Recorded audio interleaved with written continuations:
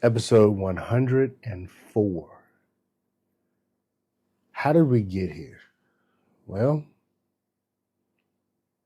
I'll be real honest with you guys. There's a lot of conversations and a lot of things that go on in the barber world, and a lot of people really just don't talk about it, right? And yeah, there's your power fives as far as your barber social media influencers and so on and so forth, and that's fine. And I agree with what they all say, but there's some that don't really get down to the nitty gritties and the personal development that needs to occur as a barber, right? And I think that that's something that I really wanted to address. For me as a barber, personal development was extremely important. Personal development allowed me to grow not only as a person in my family, but as a person behind a chair, as a barber just in itself. So it was really, really important. And so I said, I'm going to give people what I wish someone had really given to me. Right? That's generally how I do everything. Right? I look for the voids. I look for the things that were going on. I look for all the struggles that I went through in life as I was moving along in this situation. And I say, okay, well, somebody could use this. I needed it. And so everything,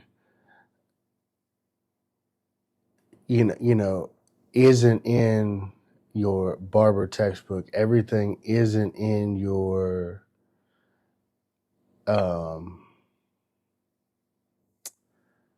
isn't in a YouTube video about barbering. So I said, hey,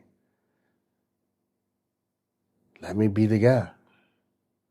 Let me be the guy that shares the information with you all about really growing and personally developing, right? Number one thing I said early on is like your technical skills will improve over time if you are doing the work to improve them, right? And I heard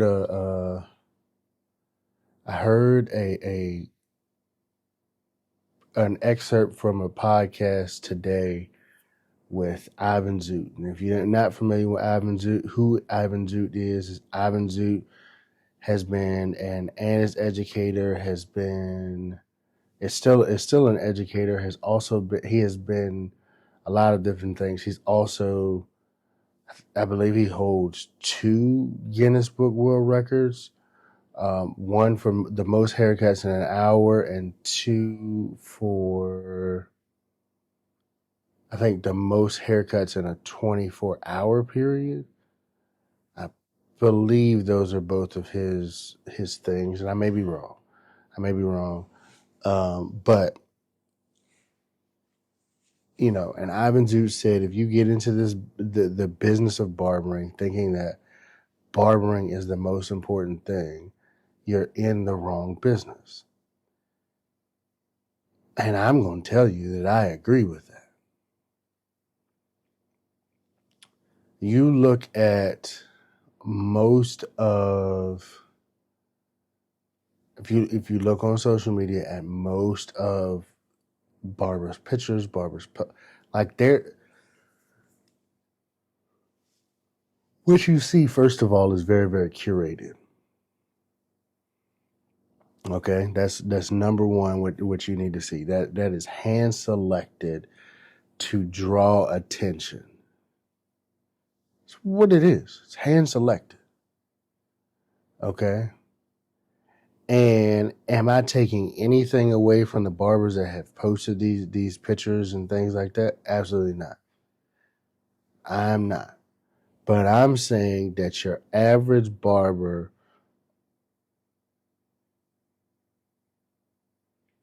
your average barber making a good living, supporting his family, doing all of those things, supporting his life, your average barber is not what you see on social media. Now, like Ivan Zoot said in this comment, that he said that today's standards for an average haircut is above average is above average. And that's true across the board, right? If you look back 10, 15, 20 years ago, what was an acceptable haircut then is not an acceptable haircut now. Just being honest. Just being honest. And I'm telling you I'll tell you from personal experience, like what I was doing 20 years ago, as much as I wish I had documentation of my haircuts from back then, I'm almost glad that I don't, because I don't think it would only thing I would do is laugh, because I know that they are not great haircuts. I know they're not, right? And so, guys, I genuinely put this podcast together and I pushed through to this 104 mark, right? It's 104 episodes. And tonight, when you're hearing this is episode 104. That means I've created 2 years worth of content for average podcasts, 2 years worth of content in 104 days. Now, did I do everything the right way? Is it professional audio quality? Is it edited? Is it anything like that? No, it's real and raw, just like life is. It's real, it's raw, it's unfiltered, it's unedited. It is what it is. And I gave it to you that way so you could understand that perfection is not necessary. Perfection is not necessary. Consistent effort is necessary.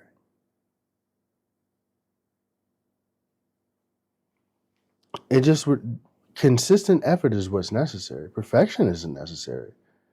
But being consistent in the effort that you make is very, very, very necessary. Hey, you go to barber school. Hey, you're going to consistently have to go to school in order to meet the requirements to graduate from the school to be able to sit for your respective state board tests. That's what you're going to have to do. I mean, it is what it is. Unless you're going to go out here and you're going to work illegally for the rest of your life. And the comment be like, well, what's illegal? Why do I need to have? Some people question, why do I need to have a license? I cut better than most people. Hey, like having juice, like just cutting hair is not really the basis of this business. It's really not. You're providing a service. You're providing a service, yes, right? But it's like the McDonald's versus your favorite diner burgers. For a lot of people, you're going to go to McDonald's even though the burger is subpar more often than you go to this diner because of this system that McDonald's has in place, right? From their customer service to the way that they handle business to the way that they get their food out to all of those things, you're going to choose McDonald's over this. It's just a thing. Like oh no, haircut's important. Okay, they are. I'm not gonna say that now. You just can't go out here and do like that one guy. If you know familiar with the video, the guy that's going around telling people he's a barber, and then he jacks people up. You'll never have customers. You will never have customers. But I'm just gonna say this, and it is no disrespect to these businesses who are Fortune 500 companies and things like that. But places like the Haircuttery and Sports Clips and places like that have put out substandard to most barbers. They put out substandard haircuts for 20, 30 plus years. Substandard, not up to par. I myself have seen people go to Haircuttery, get a haircut, and come right over to us.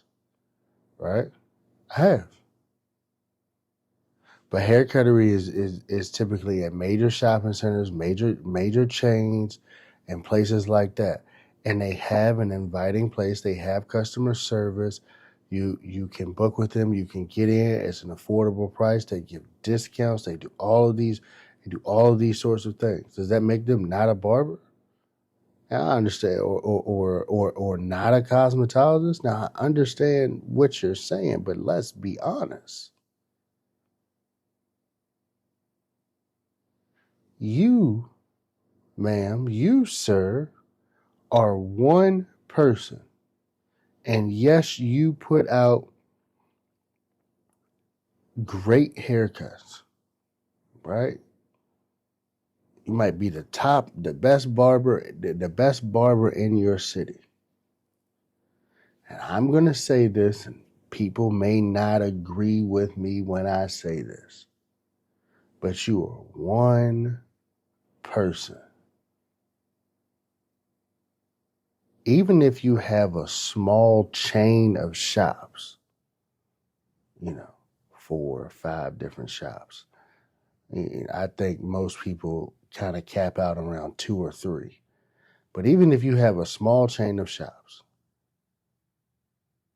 you are not competing with the thousands, the hundreds and thousands of Haircuttery, Sports Clips, and places like that. You're not competing with those places as far as revenue is concerned.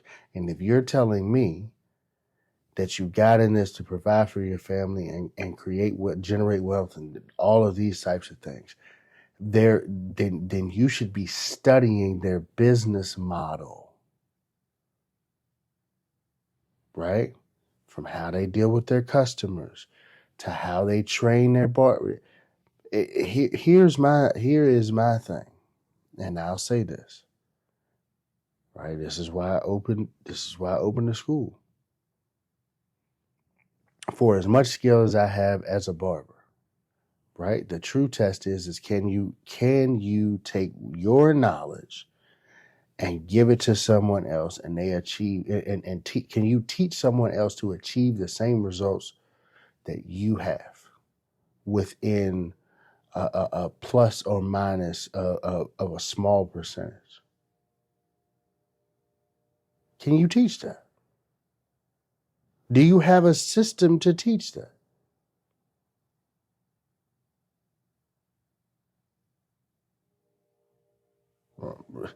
Furthermore, do you have a system to teach not just that, but the things necessary for them to be able to pass said state board requirements, yada yada yada, so on and so forth? Do you have the skill set to teach that?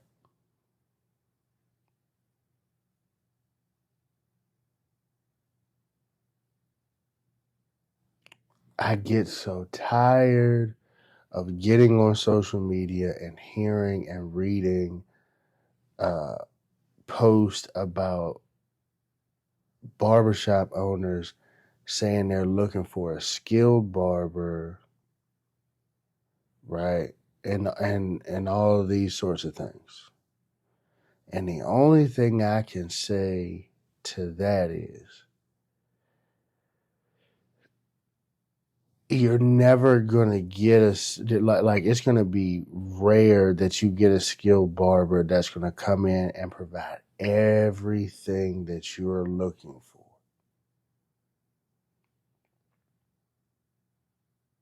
right?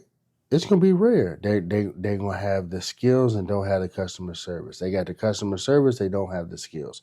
They don't have customer service or the skills. They, and this is the complaint, and it's I can't find qualified people. All right, well, you only got one or two options. You can keep complaining and keep going out and looking for it, or you can bring them in and train them to where you want them to be. But see, here's the difficulty with that.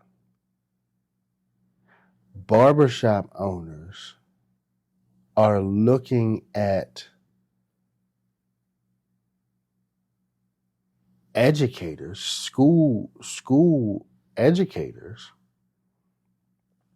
to teach them all this stuff and send them a finished product.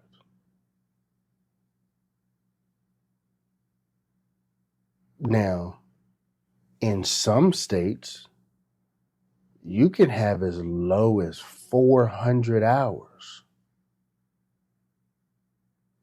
And in those 400 hours, you got to teach sanitation, customer service, professionalism, shop management, along with a list of other things, along with teaching them how to cut hair, so that they can pass the test, so they can be ready to go out into the workforce, and they can come work for someone who's not going to give them a chance because they just weren't prepared. They feel like they weren't prepared enough. I'm going to tell you right now, I went to school for a period of time and I did an apprenticeship. The apprenticeship taught me a lot about being in a shop. It did. But I had to take separate time away from that to study things such as sanitation, some other things about customer service, even some skill things, right? I had to learn and go to classes and do things like that to develop more consistent and more advanced skills as far as doing scissor or shear work.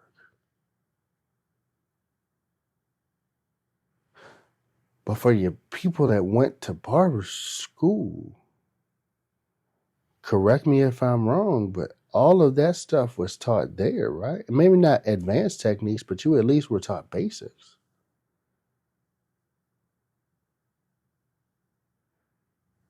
And see, your brain was so focused on, let me go in here and get this done and get this license, and I'm gonna get out here. And then you get out here in this real world, get out here in these shops,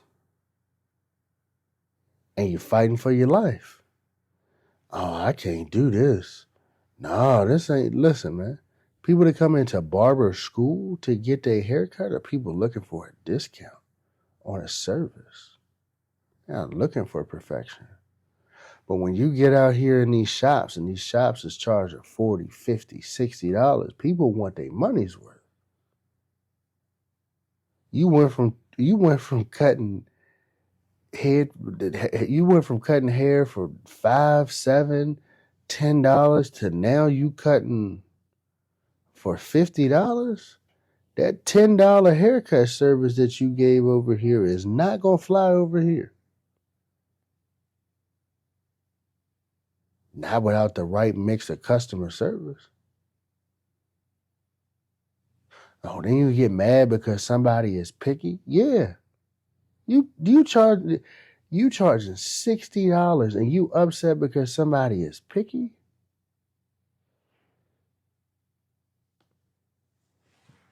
I mean, just think about it.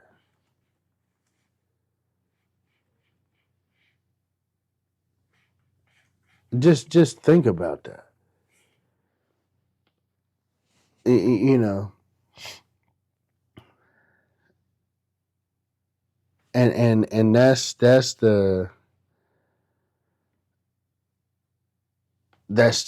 something that people don't really understand, right? It's just something to be like, how are you upset at someone for being upset for spending their hard-earned money with you, right? And if you're thinking that, then you think a haircut is more important than a customer service.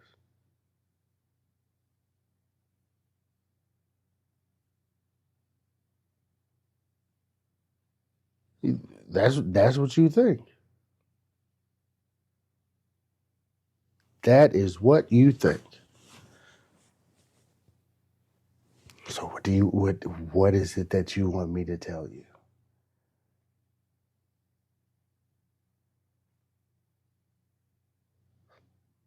Please.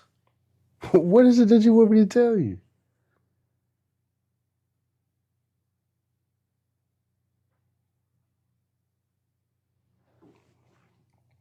I don't know. Yes, like, and I don't know why I went there today, but I am kind of glad that I did.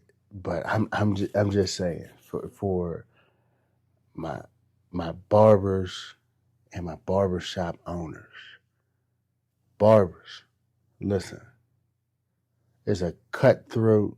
I won't say cutthroat, but barbering is an art form, right? You have to understand that, and the standard art form has changed over the years, and it continues to change. It's changing more rapid than ever before. Okay, so keep that in mind. That's number one. And being that it has changed, you need to understand that you have to change with the industry. And in order to change with the industry, you have to understand the basics of what you're doing. Doing the basics will allow you to develop and grow with the changing styles, fads, and so on. Like, it'll allow you to do all of that stuff if you grow with the industry.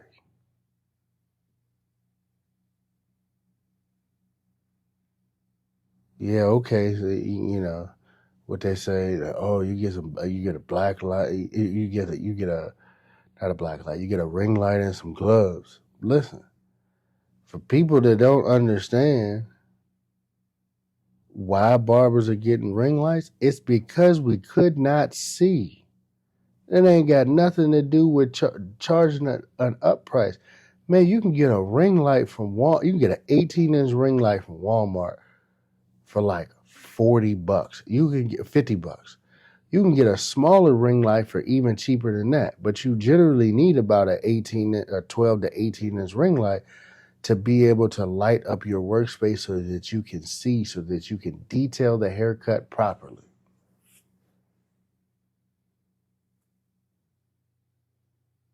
That ring light,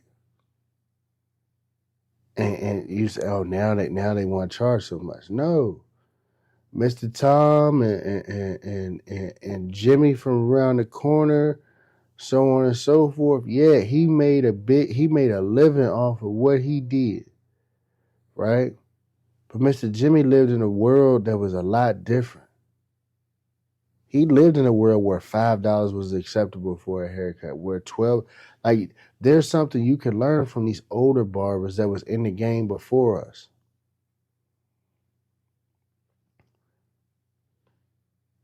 Just because your skills have went up, like, what have you done to improve? You telling me that your skills is the only thing that causes your skills is the only thing that raises your price? Oh, all right.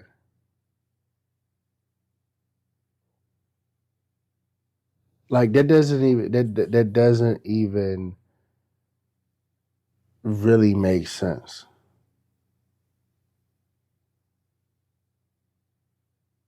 That doesn't make a whole lot of sense at all. Your skills isn't what raises your price. This is not a sport, right? There's a sport like element to it, but this is not a sport.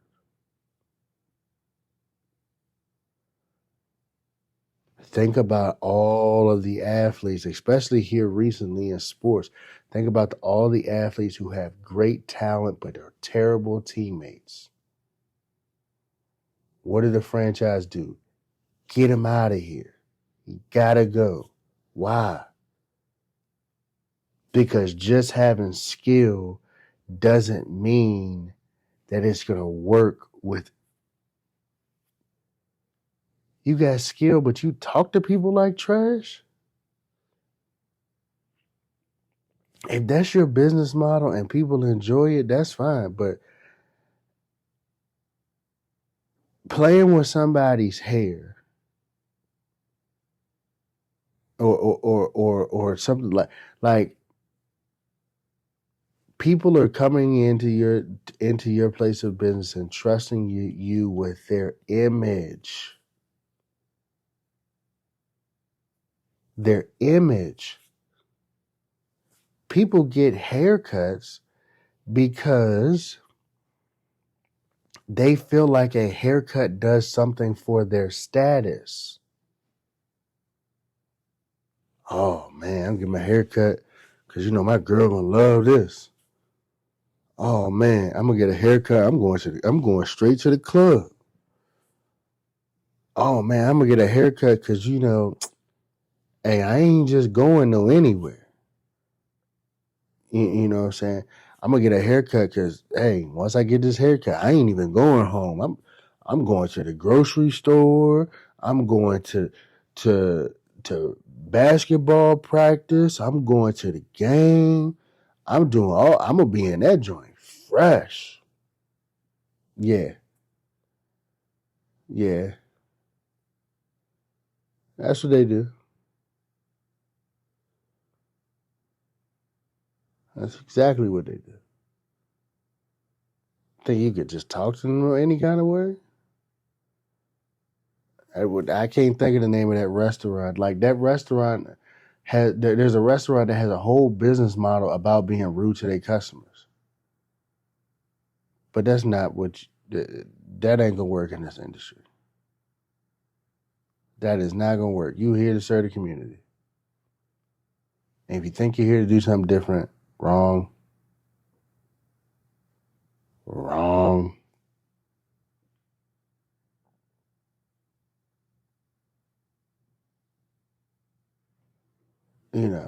I'll just be honest with you. Hey, go try to make a living just being a platform artist.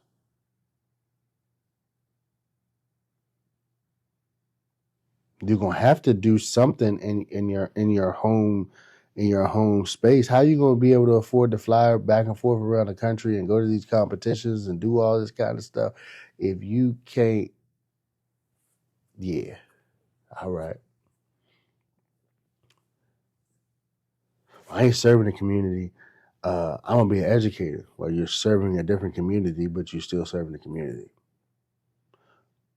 Wrong.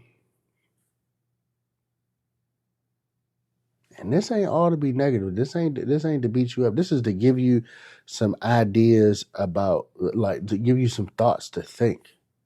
This is what this is for. Trying to give you some ideas to think about, like, what you're doing. You know, and for you young barbers, you probably not even listening. But I'm just gonna say this. I was looking at some information for the school today that I was trying to gather up, and somebody took the time to show you the prep on to prep people and show you what the state is asking for this exam, right? And I was reading through the comments, and a lot of the comments were positive. And there was a young boy in one of the comments, and he said, "I skimmed through this because I'm not going to sit and watch this for 2 hours." And it wasn't 2 hours. It might have been the whole video might have been an hour and a half. And the only thing I can think of is like, man, you're really going to struggle with this because you're saying I'm not willing to sit and learn. Like, I'm not willing to learn. I'm not willing to learn what these people have to teach me. I'm just gonna skim it and kind of figure out. Okay, I mean, I hope that works out for you, but I'm having a hard time seeing that. Having a real hard time seeing that. And it's not to be rude. I hope that I really hope you pass the test. But somebody gave you the play by play of what it is. You're just like, nah, I care less. All right. That's fine. Yeah. Just kind of rubbed me the wrong way. Anyways, guys, thank you for tuning in tonight to another episode of the Band of Barbers podcast. It has been wonderful talking to you guys. It's good to tap in with you guys. Thank you guys for tuning in. Please, as always, like, comment, share, subscribe, so we can, as always, grow the tribe. Listen, let's get this. Let's make this the biggest and baddest band in the country. All right. Thank you again. Have a wonderful, wonderful night. Good night.